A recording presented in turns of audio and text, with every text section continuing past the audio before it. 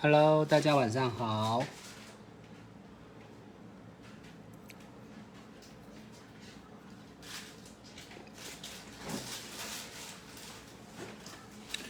用手绘玩设计。那今年我们的暑期图文设计插画班即将闪亮登场。好，昨天直播的时候，大家反应特别的热烈。那今天呢，这样是为大家在介绍我们图文设计这个课程，我们是怎么样去进行合理完整的呈现。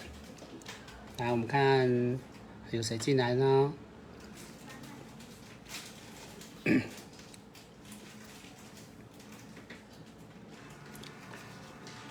好，那我们就准备开始喽。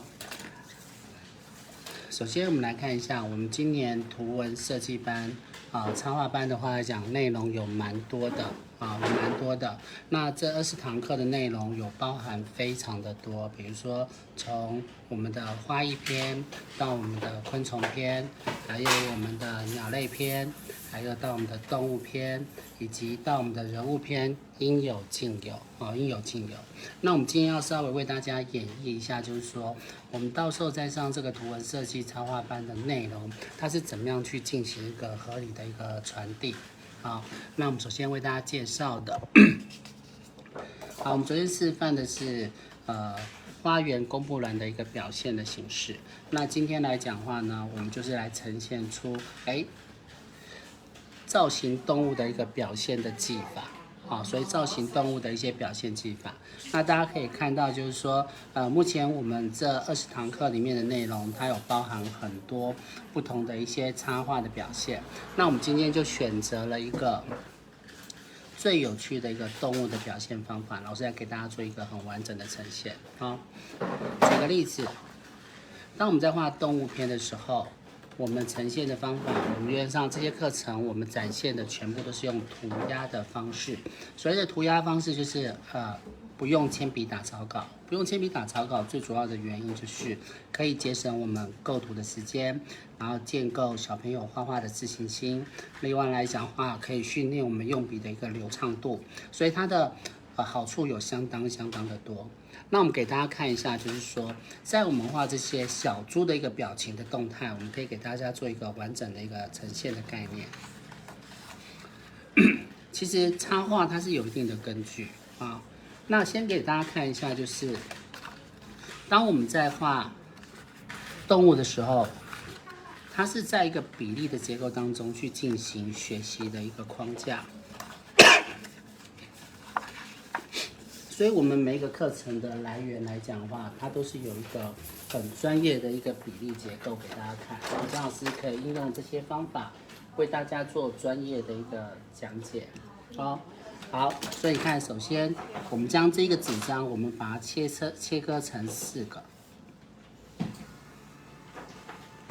好，大家都是有笔啊，或是有纸的人，可以跟着姜老师一起玩。其实画画，它原则上就是只要找对学习的管道啊，寻求正确的一个教学系统，它会解决你很多在画画的一些困扰。不是说画画一定要去学素描、学水彩，不见得是这样子。好，那我们来给大家看一下画图的第一个步骤，就要这样子：留天、留地、留四周，心中有框框，把框框框起来。我们先让大家了解插图的来龙去脉。好，姜老师的教学的方式就是会以这样的方式去做。那我们要画出这一只可爱的小猪的部分，我们会把它分成4等份。好，所以来讲的话，你看这是4等份的结构。那这个头的地方就是代表我们动物的脸，动物的脸，然后上面是耳朵，下面是身体。所以我们在画各种不同的东西的时候，它是用这样的结构去画的，一样是这样子，左边画完画右边。所以呢，我们应用这样的一个概念，有了一个基础点的一个设计。我们在第二张图的涂鸦的原则，只要你有合理的比例框，你就可以画出这个结构出来。好，看一下，这是我们的小猪。好，把它的内耳画起来。那我们在画造型插画的时候，线条几乎就会比较强调它的流畅感。所以来讲，画出它的眼睛。啊，它是向心力或是同心圆都可以。所以我们都会训练小朋友在这一块，它的比例结构来讲的话，都是可以做很好的训练。好，再把我们的嘴巴，我们把它画起来。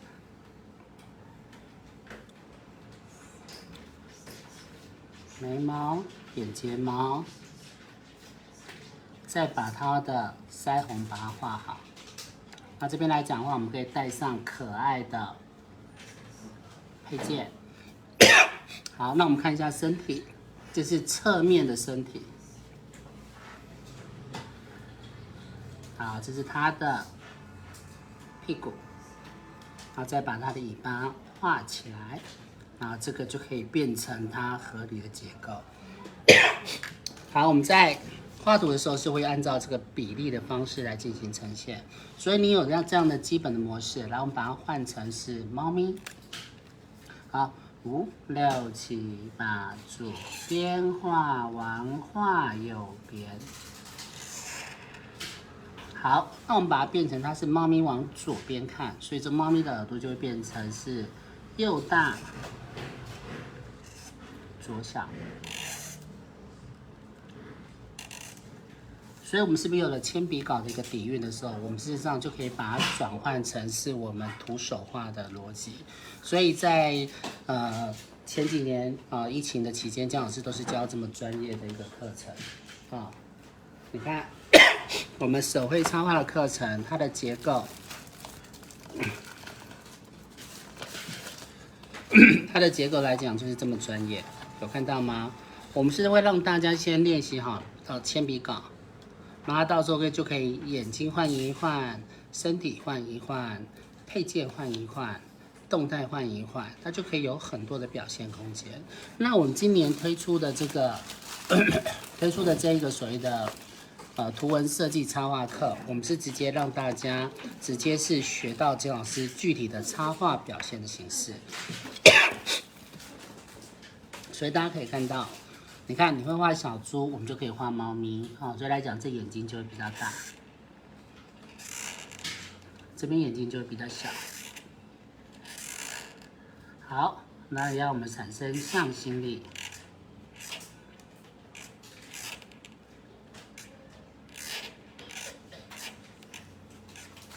所以跟着姜老师学画画，我们学的是一套逻辑，学的是一套方法。好，看一下我们的鼻子。而且呢，上姜老师的课程当中，我们会有很多的节奏感。所谓的节奏感来讲的话，你看这边来讲的话，这边是大，所以你看一下我们的三瓣嘴这边就是左小右大。好，我们把它的嘴巴画起来，里面还有舌头，一样是左小右大。那它有它的腮红，一样是左小右大，就是大大大大大，小小小小小，有没有看到？它就是一个很有趣的一个节奏跟方法，就可以把它画起来。更神奇的这个配件，我们就会配合它。蝴蝶结这边就是大的，这边就会是小的。好，那我们可以来讲，把它变成有趣的身体，给它一个吐司面包。我们小动物总共有4只脚，所以你要画3条线。那再把我们的尾巴画起来。所以你看这边，我们再把我们的眼睛把它涂起来。它很快速的涂鸦来讲的话，就会完成了。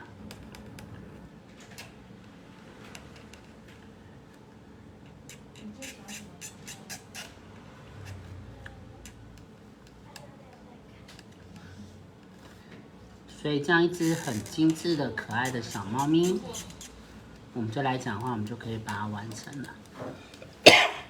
然后我们再用3支笔的概念，将我们的插图把它进行完成。所以姜老师的课程，我们会把它举一反三。从铅笔稿就可以看到，我们可以把它换成不同的动态，然后还可以换成不同的创意表现。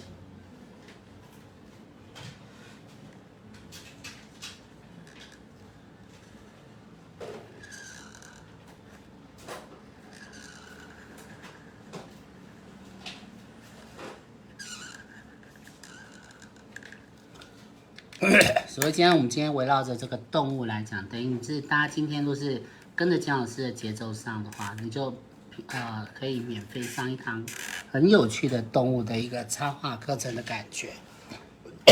好，接下来讲的话，我们再来画可爱的。你看这边有比例咯，那我们往下走，这边变成没有比例。那姜老师来讲的话，我们把它变成是徒手画。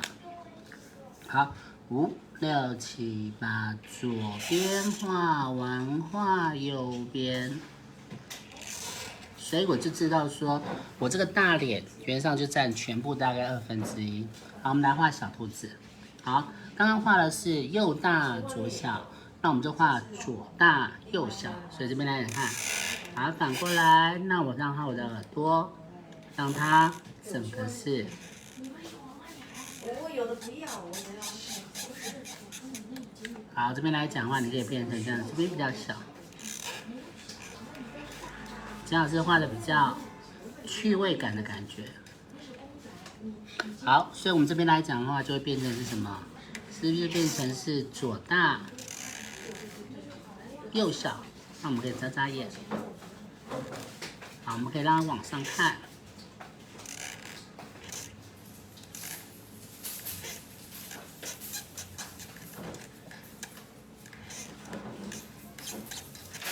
好，这边来讲的话，我们给它是一个棒球帽，所以小鼻子。好，三瓣嘴一样是左大右小，那我们给它牙齿，所以你看我们心机很重哦，所以一样是大大大大大，小小。小小小，所以一样是大的腮红，小腮红。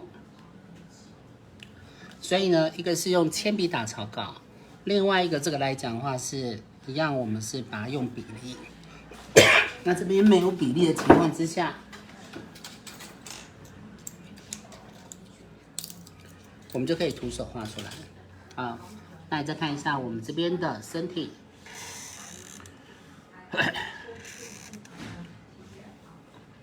好，这边的屁股就比较大。好，这边脚比较小，那我们的尾巴就放在这里。一只可爱的小兔子。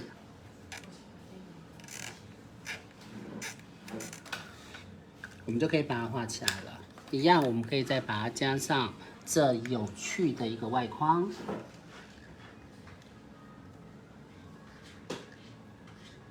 所以今年姜老师这20堂课是全新的设计，然后最主要的原则是我们有加入了不同的字体，然后我们可以进行整个画面有趣的呈现。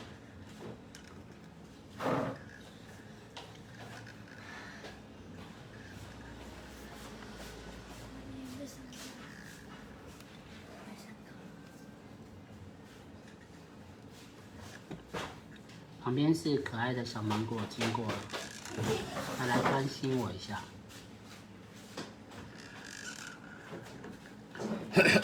然后来讲，我们这边要做极细的表现。刚没有做极细，我们这又把它做得更加的精致。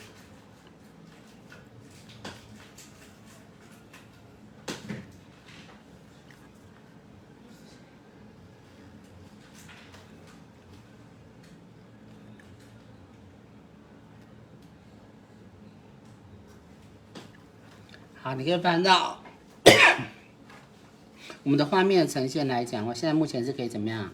身体换一换呐，眼睛换一换，配件换一换呐，是不是都可以换一换？所以学画画我们要学的是一套逻辑，学的是一套方法。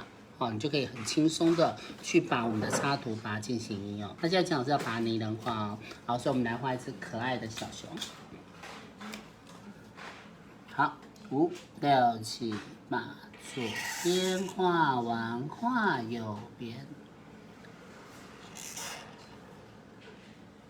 好，那我们把小熊把它画下来。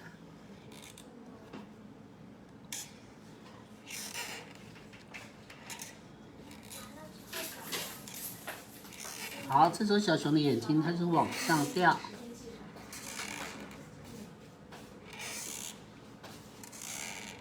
好，你看小熊的表情是不是也可以画成小老鼠？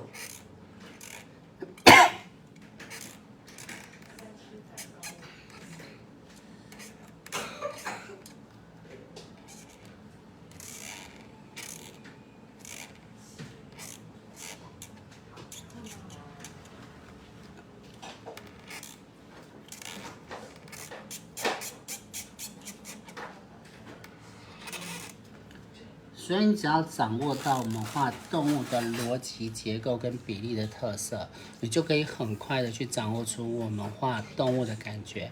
到目前为止，有没有觉得姜老师很厉害？如果说有很厉害的话，你们可以给姜老师一个爱心啊，不吝啬你的按赞啊，可以吗？来，在线上的人来讲话，可以给姜老师一个加油啊，打气啊。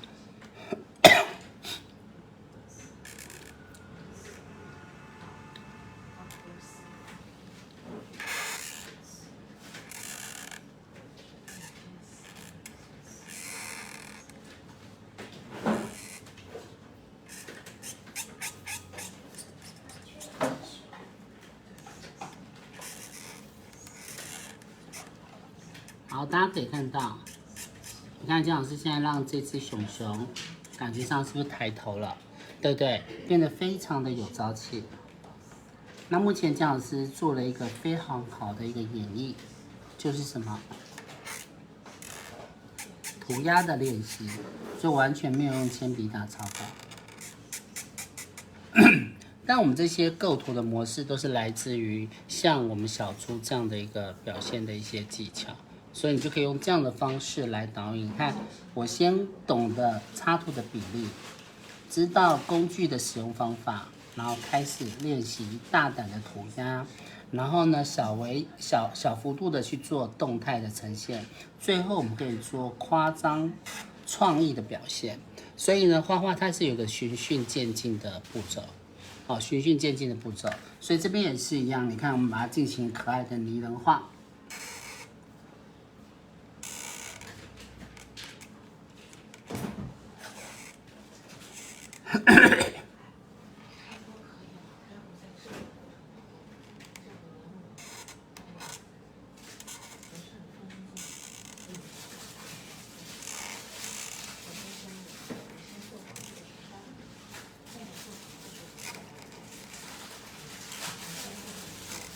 这样我们就大大的拉开了什么？我们可以画画创作的领域跟表现。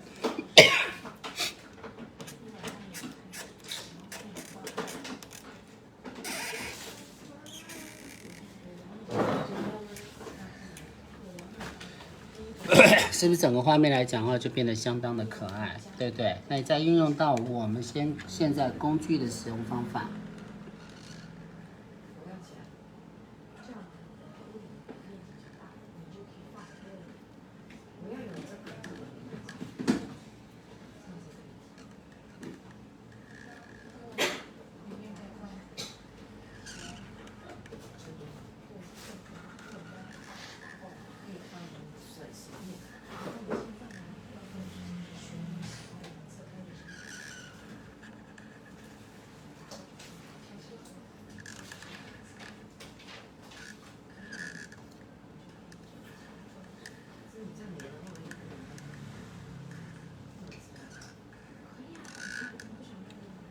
我们用的粗中细的效果，它就可以画出不一样的一个感觉。所以什么叫循序渐进？什么叫什么叫举一反三？什么叫统一中求变化？变化中求统一？实际上，它就有一套很好的一个画画的逻辑，你就可以把它进行一个完整的一个应用。所以，我们再把它加上极细。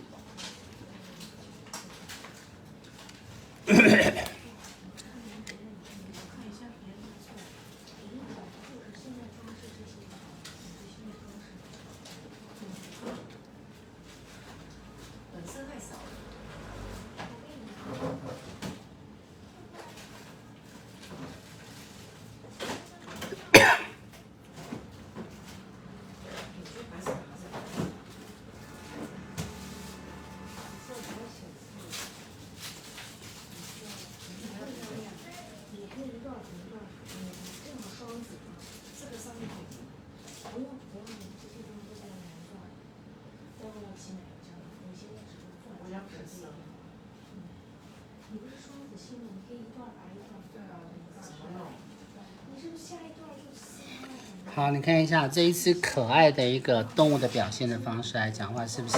我们可以衣服也可以给它穿，对不对？然后呢，这动态是不是也可以给它？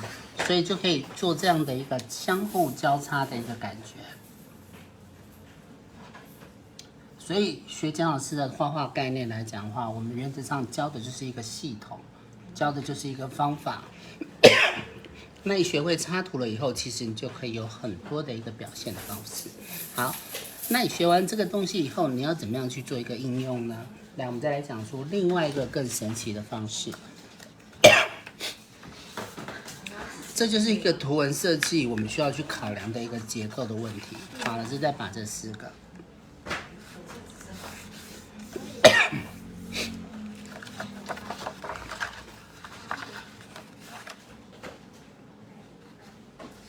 好，我们可以跟着姜老师一起玩，啊，这样无形之中你就上了一堂很有趣的一个画画课、图文设计的课程。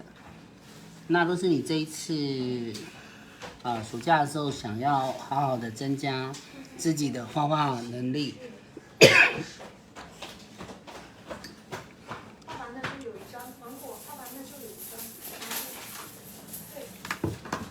或是来讲话呢，你要带领全家一起来玩画图，我们一个镜头是可以全家一起共同欣赏的。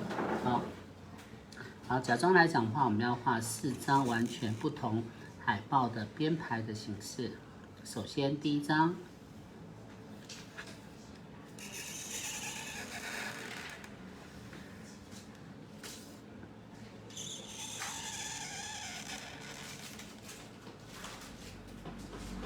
好，比如说我们来画一个大家好的概念。好，首先我们画的是这一只可爱的小猪，我们就要把这个小猪的概念把它移进来。好，那小猪来讲话呢，我们就把它变成就这样变成是以图为主的2/3的表现。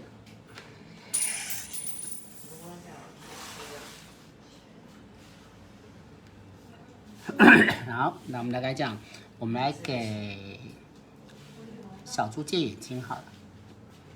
小兔子借眼睛。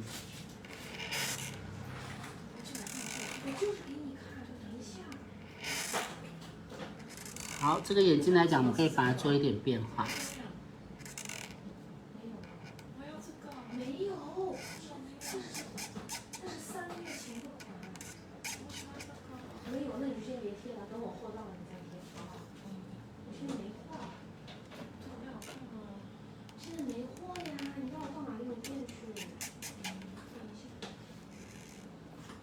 好，我们跟猫咪借嘴巴。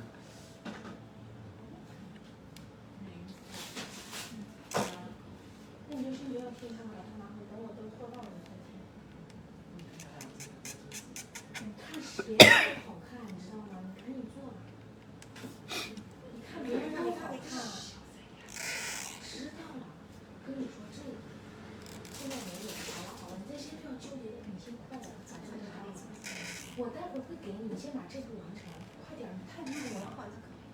没有，听懂了吗？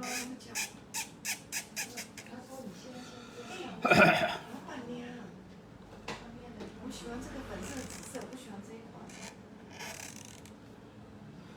我喜欢粉紫的，你已经拆开了。我喜欢粉开始给你拿个蓝，你不要，你要掉粉，这样你又要换。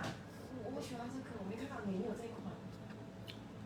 怎么没有？一共两个啊？没有粉紫哎，那个没有，那个没有。我喜欢粉紫。它每一批货都不一样，你知道吗？可以帮我。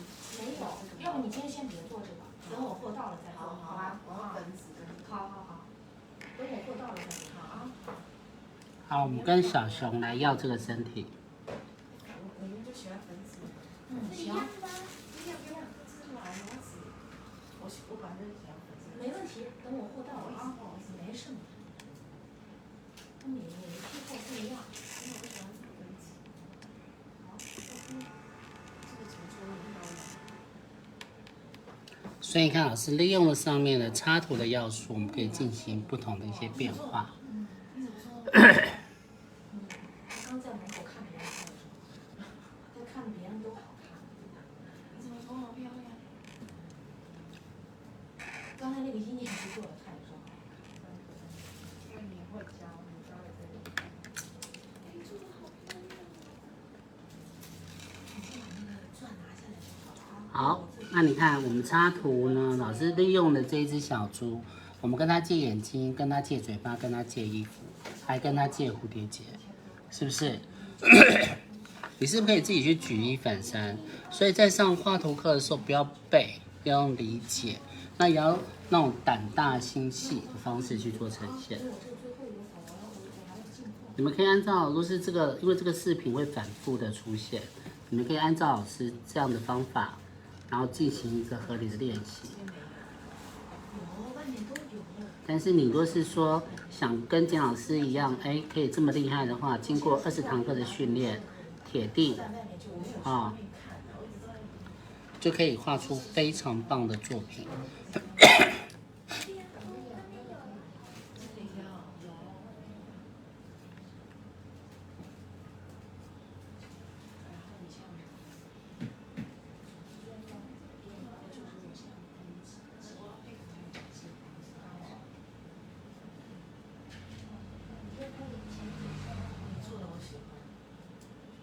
你让我女儿在这里做一个。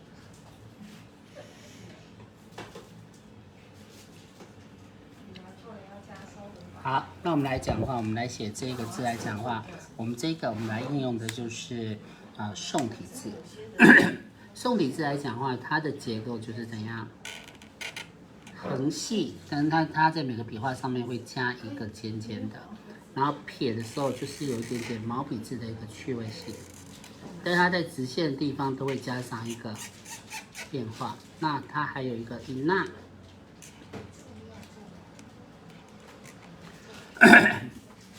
然后呢，我们在写这种宋体的时候，你可以故意把它笔画有一点点歪歪扭扭，感觉上是可以增加它的趣味性，否则我们很容易写的没有那么理想。可是你如果让我们的笔画有一点点歪歪斜斜，那就会觉得是刻意的啊。因为他也是会来帮我通知我。OK， 就是帮忙。没事，没事。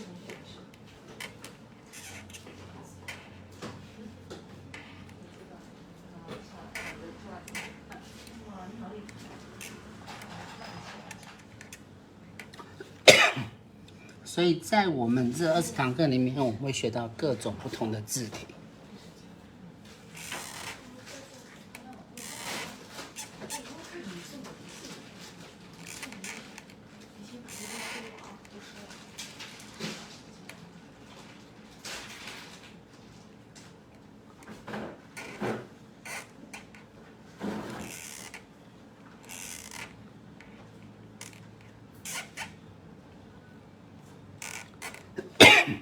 好，你看我们这样一张海报的形式来讲话，我们就画出来了。这是我们的 No.1。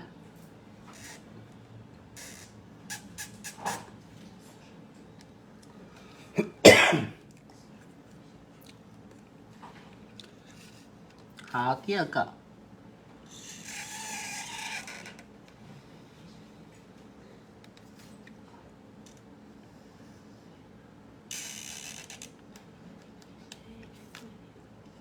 第二张海报，这张的插图表现形式来讲叫做满版，因为它有一半的这个插图跑出去就叫满版。好，那现在来讲的话，我们这一张我们来给它画的就是脚板。那脚板的话，我们就让它出现在一个圆形的里面。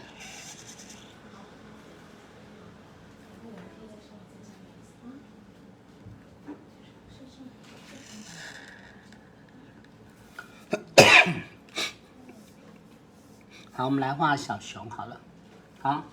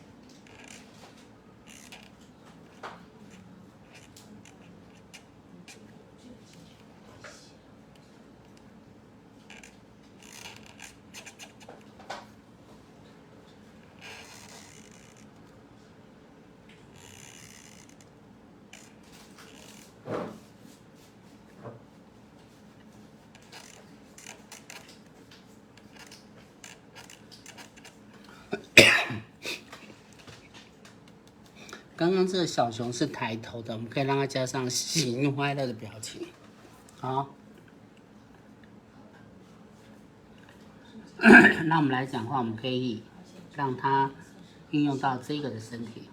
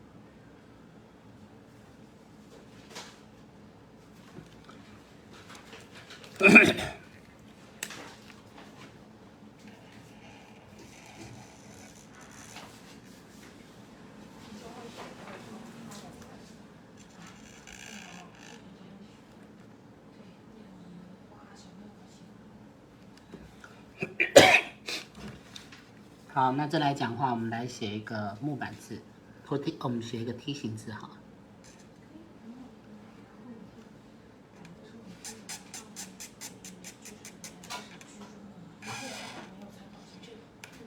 它每一个笔画都是用梯形的结构来画。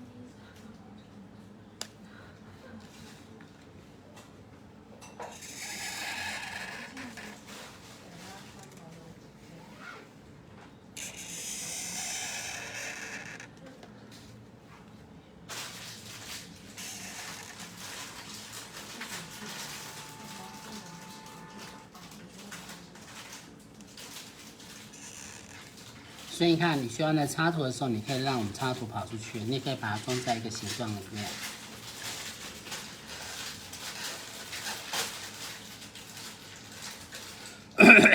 好，那你来讲话，你也可以让它大大方方的是站在我们插图的正中间或小角落都可以。好，比如说来讲话，我们把这一只兔子，我们把它拉长。我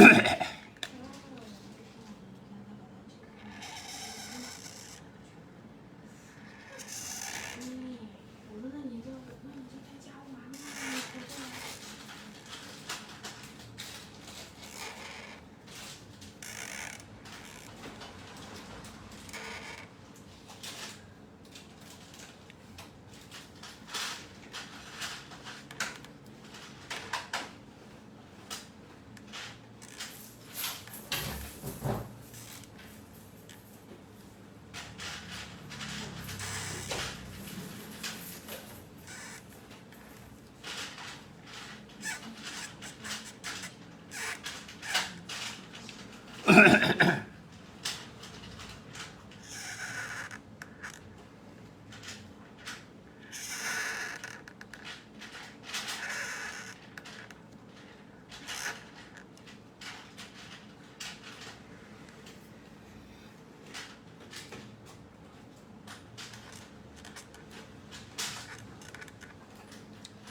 好，你看老师来讲，这就是它是一个去背板，就是把这个造型来讲，把它定型、拉长跟变化了。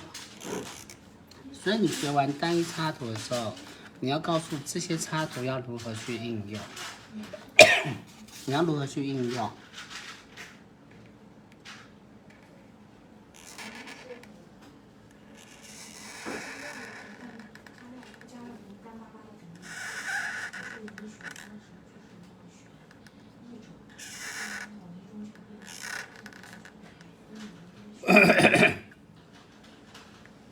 好，那这边来讲话呢，我们就来写个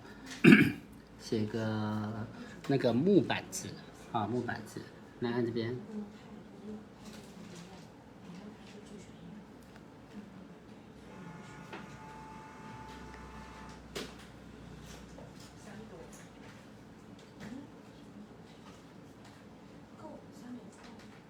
然后把它钉上钉子。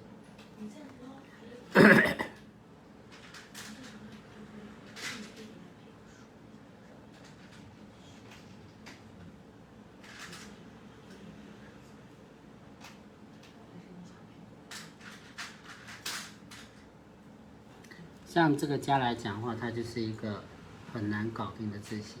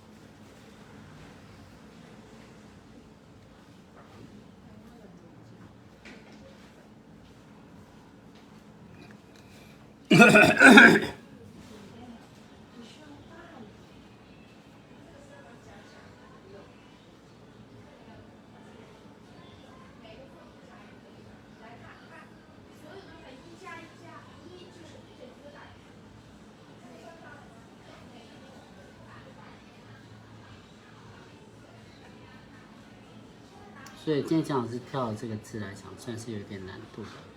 这个家本来就是不是很好写的一个字，所以这个好，你就要先写上面这个。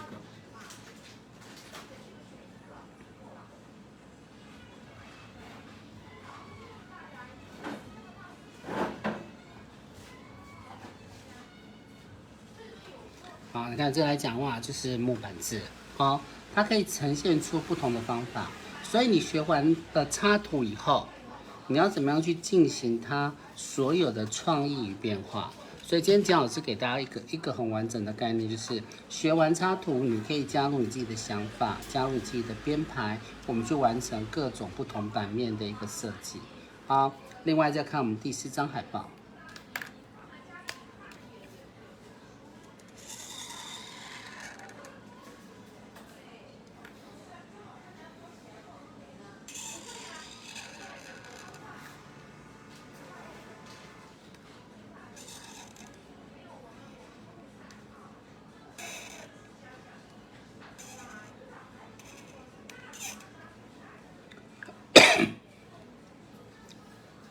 好，现在讲话我们就是插了小猫咪，所以你看这样子小猫咪来讲话呢，我们就可以让这个小猫咪它可以做出不同的一个趣味性。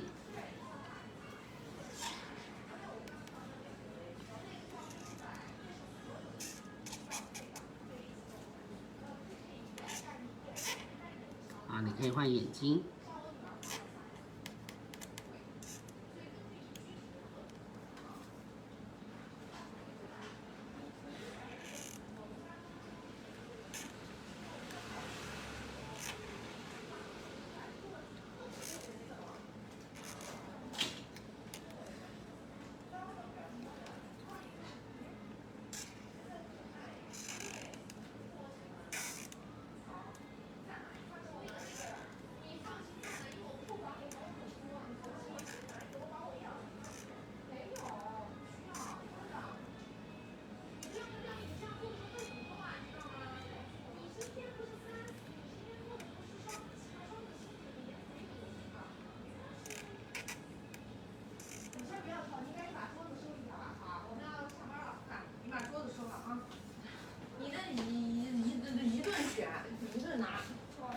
你看这个，这是今天做的水豚的。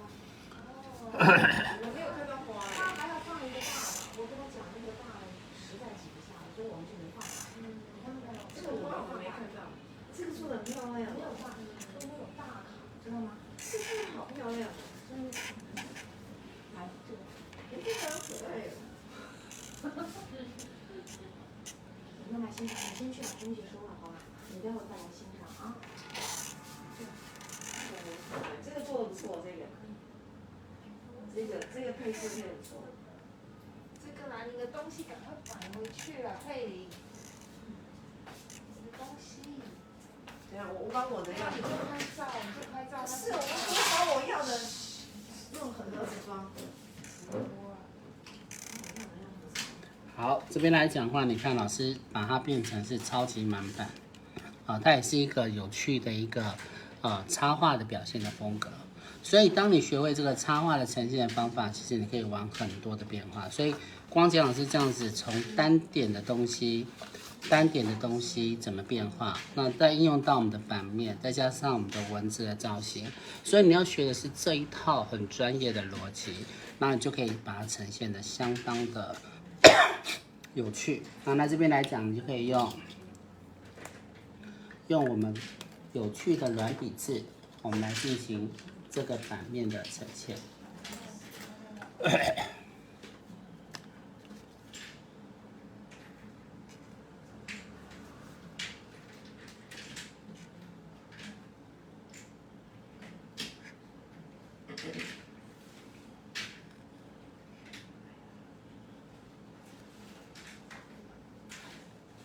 所以你看，你呈现的字体来讲的话，就可以有千变万化的一个效果。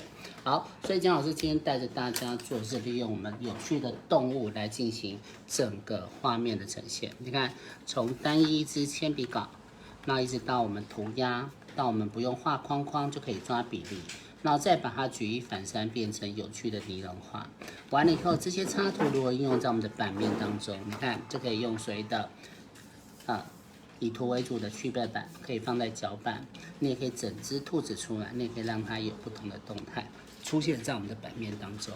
那这刚好就是我们暑期图文设计班来讲的话，我们总共会上20堂课，有看到吗？第一个是邀请卡，第二个是告示牌，第三个是公布栏，第四个来讲的话就是我们的封面设计，然后创意名牌、标语、小鸟桌牌、指示牌、功课表，还有爆炸贴、留言板、小小海底世界，还有造型名片，还有我们的停车牌，还有挂牌，还有一个地图、履历表、价目表，还有我们的头套娃娃的立牌，最后是我们一张成果展的海报。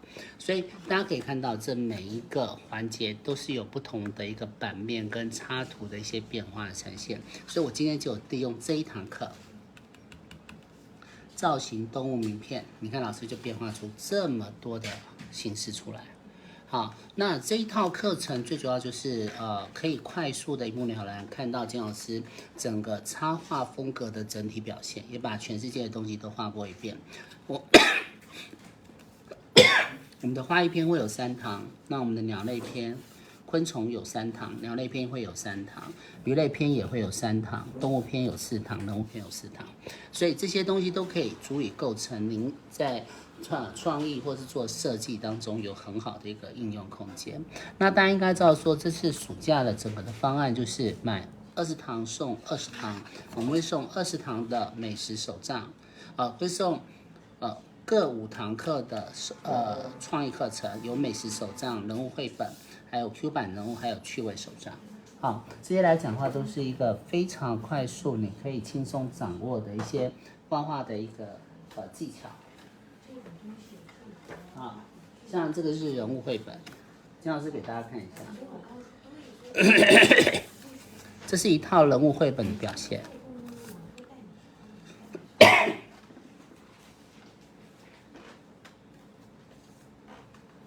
好，给大家看一下。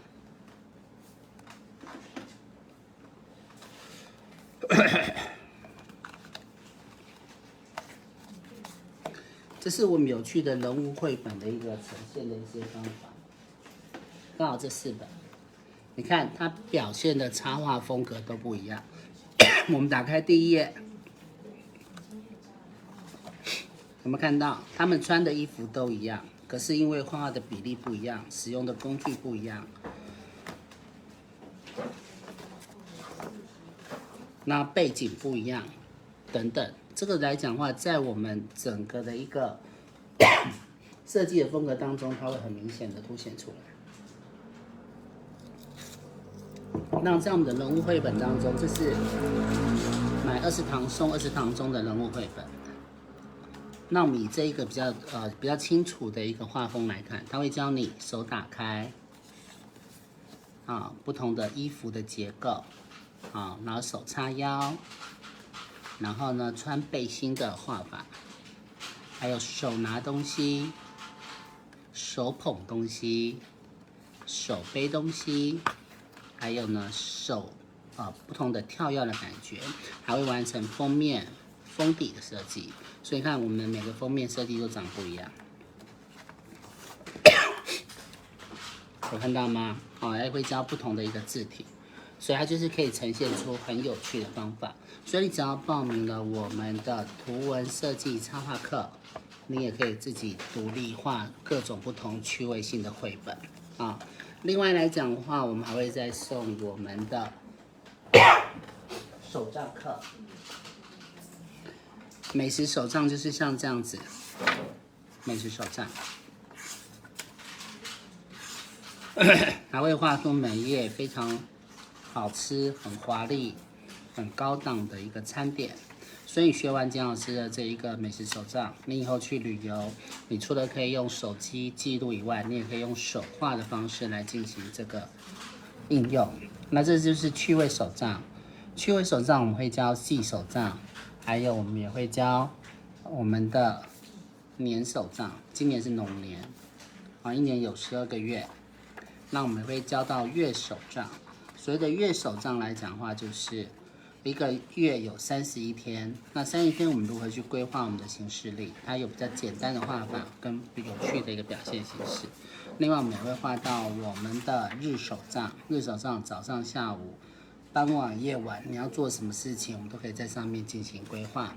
还有你是玩什么样的花费等等，都可以做有趣的一个安排。还有每日的时规划、时手账。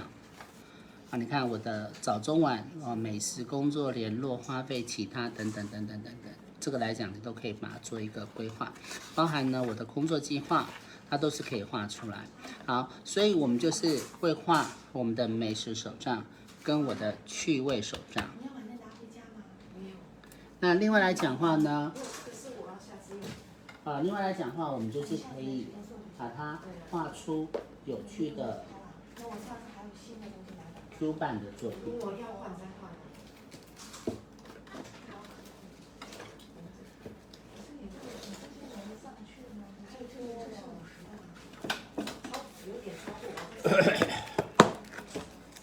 所以老师的作品来讲相当多，所以你这次在我们暑假的时候，你就可以上到我们这个很精彩的课程。这是我们 Q 版人物的一个表现的一个技巧。所以买20堂送20堂就是有这样的一个概念。那我们的课表时间，很多人昨天就问这样子的课表时间是什么？我们的课表时间早上会是10点到12点，下午会是1点到2点半。那这个费用来讲的话，就是1万块，买完送完，所以平均1堂课才250。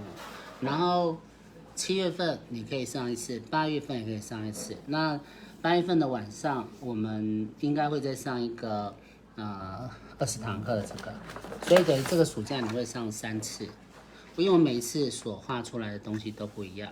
那至于说后续有在开这个课程的时候，大家在学习这个也是免费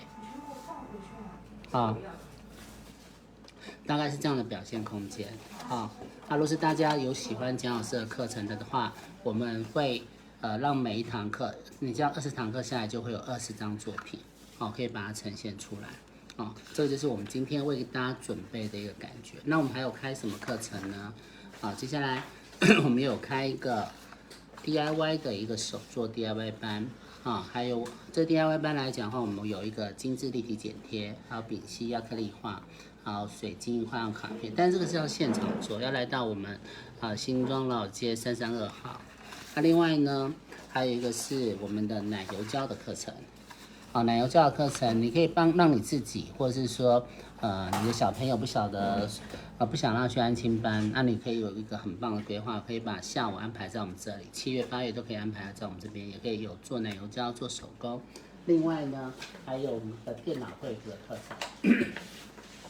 程